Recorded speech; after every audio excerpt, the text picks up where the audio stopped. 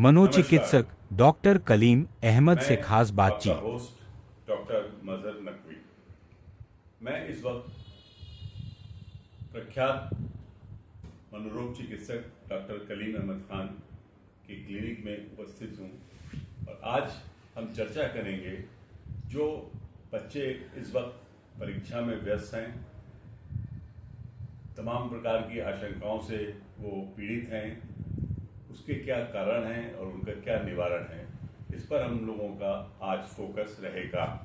Doctor साहब, मैं आपका इस्तकबाल करता हूं और आप हमारे कार्यक्रम में तशरीफ़ लाए। हमेशा की तरह आपका जब भी मौका मिलता है तो आप अपने व्यस्त समय से हमको कुछ ना कुछ समय ज़रूर देते हैं। मैं जानना चाहता हूं संक्षेप में कि एग्ज़ाम रिलेटेड एग्जाइमिटी जो होती है उसके क्या दुष्परिणाम हैं और वो कितनी घातक है और उसके लिए पेरेंट्स को क्या करना चाहिए और बच्चों को कैसे इस एंजाइटी से बचाया जाए। नमस्कार। एग्ज़ाम रिलेटेड एंजाइटी एक नॉर्मल फिनोमेना है और एंजाइटी अगर नॉर्मल है तो परफॉर्मेंस बेटर है। लेकिन ये एंजाइटी, चिंता जो बहुत ज़्यादा बढ़ जाए और आपके परफॉर्मेंस पर इफ़ेक्ट डालने लगे, चाहे वो आपका डिसीजन मेकिंग हो, चाहे वो आपकी मेमोरी पावर हो, चाहे वो आपके समझने का ढंग हो, वो सभी को प्रभावित कर देता है। जब हम ज़्यादा पैथोलॉजिकल एंजाइटी में होते हैं, जब हम एक जगह रुक नहीं रहे होते हैं, हमारा दिमाग एक जगह रुक नहीं रहा होता है, तो हमारे फैसले भी अच्छे नहीं होते और जैसे ही हमारे फैसले ख़राब होने लगते हैं तो एक विशियस साइकिल क्रिएट रहती है। अच्छे फैसले ना होना और तनाव होना और तनाव होना तो और बेचैनी होना और बेचैनी होना तो और फैसले खराब होना। तो इस तरीके से वो व्यक्ति उस विशियस साइकिल में फंस के एक्सट्रीम नेगेटिविटी की तरफ भी जा सकता है।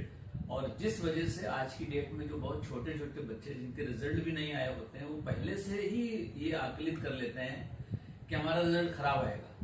और हाल के दिनों में देखा गया कि कई ऐसे बच्चे जो 9th क्लास में थे, 7th क्लास में थे, 10th 11th में थे, उन्होंने आत्महत्या की है, जो बहुत ही एक विचारणीय विषय है कि ऐसा उनके मन में कितना नेगेटिव बात आई होगी कि उन्होंने अनमोल जीवन को भी खत्म करने की सोच ली। ऐसा उन्होंने फैसला ले लिया। डॉक्टर साहब, एक बात हम पूछना चाहते हैं कि आपने कहा एक्सट्रीम नेगेटिविटी के बहुत से कारण हो सकते हैं। समाज में जो एक्सट्रीम नेगेटिविटी है, क्या उसके पीछे सोशल मीडिया का इस्तेमाल या आर्टिफिशियल इंटेलिजेंस या एक बेचैनी इस बात की कि हमको रोजगार नहीं मिलेगा, ये अगर क्यूमुलेटिव इफेक्ट अगर देखा जाए तो क्या आप उसको कैसे डिफाइन करेंगे? ये हमेशा देखा गया है कि जब भी कोई फिनोमिनन नया होता है तो अगर हम पॉजिटिव माइंडेड हैं तो हम उसमें कोई अच्छाई भी तलाशते हैं और हमें अच्छाई मालूम पड़ती है। जैसे अगर हम एग्जाम्पल लें कि जब कंप्यूटर इस देश में आया था या दुनिया में आया था तो लोगों को ये लग रहा था कि नौकरियां चली जाएंगी और एक कंप्यूटर 10 लोगों का काम कर लेगा और 20 लोगों का काम कर लेगा और लोगों को जॉब नहीं मिलेगा। तो दुनिया वहाँ ख़त्म नहीं हुई, बल्कि उसके बाद लोगों को तमाम जॉब्स मिलने लगे, हार्डवेयर के जॉब मिलने लगे, सॉफ्टवेयर के जॉब मिलने लगे, तमाम और चीज़ों के जॉब मिलने लगे, बल्कि कार्यों की गति में तेजी आ गई। जहाँ कंप्यूटर ऑपरेटर नहीं होते थे वहाँ कंप्यूटर ऑपरेटर के जॉब्स आ गए, कंप्यूटर मेंटेनेंस के जॉब्स आ गए। तो सोशल मीडिया हो या एआई हो, ये अभी एक नया फिनोमेना है। सोशल मीडिया नो डाउट्स की ये काफ़ी दिनों का हो गया है और उससे बहुत लोगों को जॉब मिला है, बहुत लोगों को नए नए अपने जो अभिव्यक्ति व्यक्त करने का मौका मिला है और तमाम लोग तमाम तरीके की जो उनके अंदर छिपी हुई प्रतिभाएं थी उनको वो शो कर रहे हैं, तो उन्हें जॉब भी मिला है, मोनेटाइजेशन भी हो रहा है उन चीज़ों का। ऐसे ही एआई का भी होगा। अगर आज एआई आई है तो लोगों के बहुत बार जो हमारे समाज में देखा जाए कि जो एंजाइटी और डिप्रेशन का जो फिनोमेना होता है, किसी नई चीज़ को देख के बहुत डर है, तो ये कल इतना ज़्यादा नहीं रहेगा। इसके नए प्रोस्पेक्ट क्रिएट होंगे, इनकी नई वैल्यूज़ क्रिएट होंगी, इनके नए जॉब्स क्रिएट होंगे और सामाजिक डेवलपमेंट में कहीं ना कहीं ये और आगे बढ़ाएंगे। जो चीज़ें करने में टाइम लगता है वो जल्दी होंगी, काम तेजी से होंगे, डेवलपमेंट फास्टर होंगे, नो डाउट्स।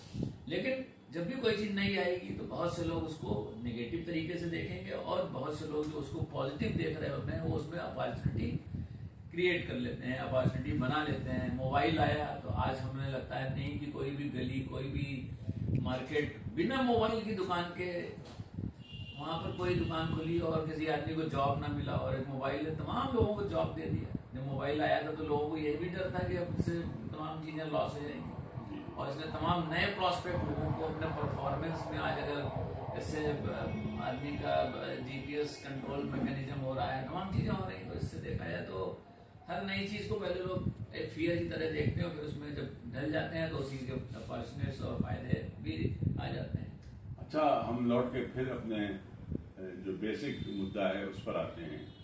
स्कूल्स की भूमिका कितनी प्रभावी है इस माहौल को क्रिएट करने में कि बच्चा आत्महत्या करने पर मजबूर हो रहा है, असेंबली टाइम पे हो रही है नहीं हो रही है, अटेंडेंस कम हो रही है, एग्जाम पे अब प्रेशर उतना नहीं रह गया है, 12 वालों का तो है ही है, 10 तक तो लोग शायद अब ऐसे ही पास हो जाते हैं। तो स्कूलों की जो भूमिका एक हुआ करती थी पहले, वो अब क्या बदल गई है या पहले से बेहतर हुई है या पहले से बिगड़ गई है? हमारे समझ में जो आता है कि स्कूलों की भूमिका सिर्फ करिकुलम तक अगर लिमिटेड ना रहे, वो एंटरप्रेन्योर इन्वॉल्वमेंट स्किल्ड फॉर्मेट में हो कि अगर किसी आदमी के पढ़ाई में अच्छे मान लिए नंबर नहीं है और वो आगे जिंदगी में एडजस्ट करना चाहता है, बहुत बार ऐसा है, तमाम इंटेलिजेंट लोग ऐसे हैं जिनको तमाम सिचुएशनल एग्जाम के टाइम पर ऐसे सिचुएशन क्रिएट हुए जिस पर वो अच्छे परफॉर्म नहीं कर पाए, लेकिन वो दिमाग से तो अच्छे थे। भाई हम on the one time exam ले रहे हैं, उस टाइम हमारा मेंटल फंक्शन, मेंटल परफॉर्मेंस तमाम चीजों पर डिपेंडेंट है।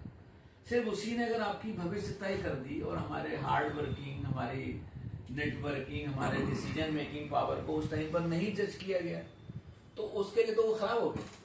तो हमारे ख्याल से जो स्कूलों के करिकुलम बेस्ड बहुत से प्रोग्राम हैं उनको थोड़ा सा और किया जाए, जैसे बाहर के देशों में इन सब चीजों पर हुआ कि स्किल डेवलपमेंट है, प्रैक्टिकल इन्वॉल्वमेंट है उस सिचुएशन में, उस लाइफ सिचुएशन में जा करके, तो ये जो प्रॉब्लम्स आती हैं लोगों की, जो पहले से डर लग रहा है कि जॉब नहीं मिलेगी साहब, अरे वो कहेगा साहब स्किल है तो जॉब मिल ही जाएगी कहीं ना कहीं, हम तो जिंदगी अच्छी से चला लेंगे, और वो उसमें कितना अच्छा कर सकता है वो तो उसकी अपनी पर्सनालिटी है। भाई अगर 5 लोगों को बराबर डिग्री दे दी जाए तो 5 लोगों के परफॉर्मेंस बराबर थोड़ी होते हैं दुनिया में, वो तो उसकी पर्सनालिटी होती है, उसका व्यक्तित्व होता है, जो उस डिग्री का कैसा इस्तेमाल करता है उस पर डिपेंडेंट होती है उसकी प्रोग्रेस। तो कहने का मतलब है कि सिर्फ पढ़ाई या नॉलेज होना ही उस आदमी की सक्सेस, अच्छाई या अच्छी जिंदगी का वो नहीं होता है। जिस पर मेरा जो अभी तक का अनुभव रहा है, अब बहुत ज़्यादा डिफरेंस नहीं रह गया है एक क्वालिटी स्कूल में और एक प्राइमरी स्कूल जो सरकार द्वारा रन किया जाता था। मेरे संज्ञान में एक ऐसा विद्यालय जो बिल्कुल बीहड़ में चल रहा है, लेकिन उसकी सारे जो क्लासेज हैं वो स्मार्ट क्लासेज हैं, वो प्रधानमंत्री द्वारा चयनित विद्यालय है और उसके 9 बच्चों ने नवोदय में प्रवेश प्राप्त किया। तो इसका मतलब यही तो हुआ ना कि जो सामाजिक परिवेश था और अगर उनको माहौल अनुकूल दिया जाए तो फिर कोई ये ज़्यादा बहुत बड़ी बात नहीं रह जाती कि आप बहुत टॉप क्लास स्कूल इंस्टीट्यूशंस हैं या आप जो है एक मिडिल लेवल के इंस्टीट्यूशंस हैं या आपने सरकारी शिक्षा प्राप्त की है। इसके बारे में आप क्या कहेंगे? शिक्षा तो किसी की भी हो, उसमें जो बेसिक फंडामेंटल्स हैं कि एक आदमी का डेडिकेशन, हार्ड वर्किंग और उसके प्रति लगन, ये वो कहीं पर भी हो। अगर आप ओवरऑल मेरिट्स देखेंगे कभी भी, तो ये कभी भी कहीं तक लिमिटेड नहीं है कि साहब यहीं वाले लोग ही अच्छा परफॉर्म करेंगे। तो कोई गांव का भी कर सकता है, कोई कस्बे का भी कर सकता है, और उस बच्चे के अंदर उस चीज के प्रति कितनी लगन है ये हमेशा पे करता है। अब वो देहात में आज की डेट में टेक्नोलॉजी हमारे ख्याल से it is percolating to the base of the society, no doubts. आज की डेट तमाम ऑनलाइन क्लासेस हो गए हैं, तमाम चीजें हो गई हैं, मोबाइल इन एवरीबॉडीज हैंड है, तो वो नहीं है स्कूल में नहीं हो रही तो अपने ऑनलाइन पढ़ ले रहा है। ऑनलाइन समझे ले रहा अगर करिकुलम्स की बात करें। बात लेकिन यहाँ तक सिर्फ उन नॉलेज की नहीं, उन चीजों की नहीं, उनको प्रैक्टिकल जिंदगी में उतारने की। जो उसने नॉलेज ली है वो प्रैक्टिकल जिंदगी में कितनी उतरेगी, उसका वो कितना बेनिफिट सोसाइटी को दे पाएगा, अपने आप को दे पाएगा, कितनी प्रोडक्टिविटी कर पाएगा, कितना लोगों के भले और फायदे के लिए सोच पाएगा, दैट इज इम्पोर्टेंट। लेकिन अभी एआई युग में आजकल आपने देखा होगा कि कुछ जोक्स जो हैं वो दिखाए जा रहे हैं। कल एक एयर होस्टेस ने एक बच्चे से सवाल किया कि मे आई हेल्प यू, उसने yes you can, will you marry me. अब ये जो समाज में संदेश जा रहा है, 2 साल के बच्चा या 2.5 साल का बच्चा या 3 साल का बच्चा और एक कोरोना एयर होस्टेस के साथ, ये हमारी एजुकेशन प्रणाली को कितना प्रभावित करेगी। अब इसके बारे में तो इसकी रियलिटी पर टेस्टिंग होनी चाहिए कि ये जोक ही था कि रियलिटी टेस्ट था। हाँ। नंबर 1। नंबर 2, अगर वाकई में ये रियलिटी है तो उसकी मेंटल स्टेटस को ऑब्जर्व करना चाहिए उस टाइम पर। किसकी, बच्चे की कि एयर होस्टेस की? नो डाउट कि आंसर जिसका था उसकी टेस्टिंग होगी। डॉक्टर साहब, एक फाइनल जो सवाल है वो यही है कि एंजाइटी और पैनिक, ये 2 चीजें अमूमन दे रन कंकरेंटली, और एक कंपल्सिव ऑब्सेसिव डिसऑर्डर भी है जिसमें आज शीर्ष नेता भी शामिल हैं और देश विश्व शांति के लिए भी वो जो जिम्मेदार नागरिक बने थे वो नहीं हैं। तो ये जो विरोधाभास एक आप देख रहे हैं पूरे अंतर्राष्ट्रीय स्तर पर, इसका मुख्य कारण क्या है?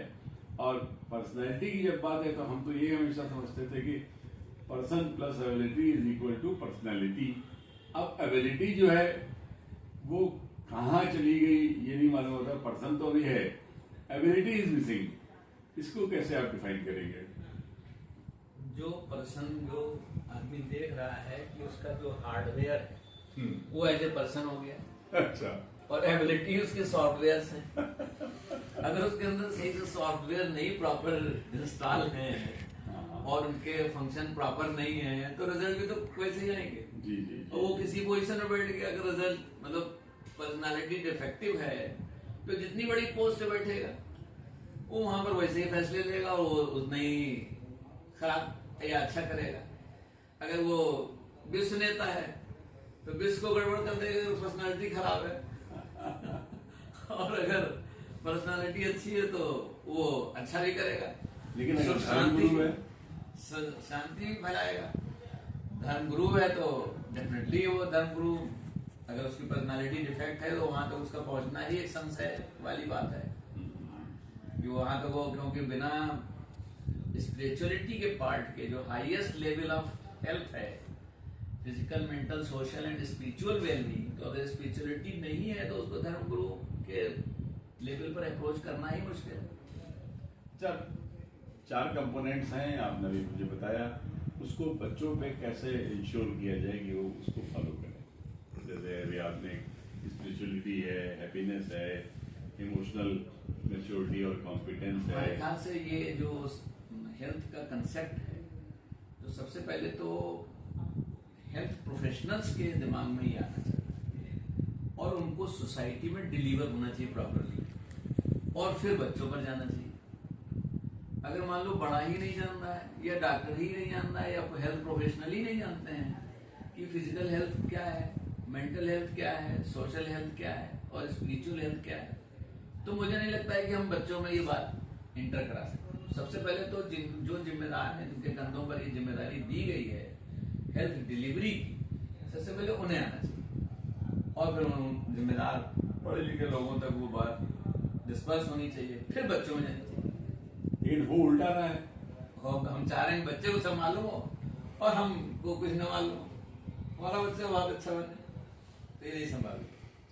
तो ये जो हम लोगों का समस्या थी कि एग्जाम रिलेटेड एंजाइटी और उससे होने वाले दुष्परिणाम का मुख्य कारण यही है कि हम बैलेंस नहीं बना पा रहे हैं।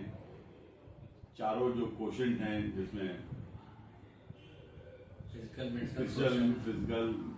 सोशल हैप्पीनेस वाला जितना भी है, इसमें संतुलन बनाने के लिए आप जो है क्या सुझाव समाज को देना चाहेंगे? हमारे ख्याल से जो हमारे एम्बिशंस होना चाहिए, हमारी लेवल तक ही लिमिटेड होना चाहिए, और उसमें बहुत ज़्यादा के चक्कर में जो नॉर्मल चीज़ें वो भी नहीं खो देना चाहिए। सबसे इम्पोर्टेंट हो एक मेंटल सेटिस्फेक्शन का पार्ट हमेशा रहना चाहिए, जिससे हमारी फिजिकल हेल्थ भी रहे, मेंटल हेल्थ भी रहे, और हमारे लोगों से मिलना जुलना, सोशल हेल्थ भी मेंटेन रहे, और फिर स्पिरिचुअल हेल्थ के बारे में जब आइडियाज़ होंगे तो वो भी अच्छी हो जाएगी। यानी आपाधापी, बहुत भाग दौड़, इसको अवॉइड किया जाना चाहिए, और बच्चों से भी बहुत ज़्यादा एक्सपेक्ट नहीं करना चाहिए, उतनी एक्सपेक्ट करना चाहिए कि वो एक अच्छे नागरिक हों, खुशहाल जिंदगी जी पाए।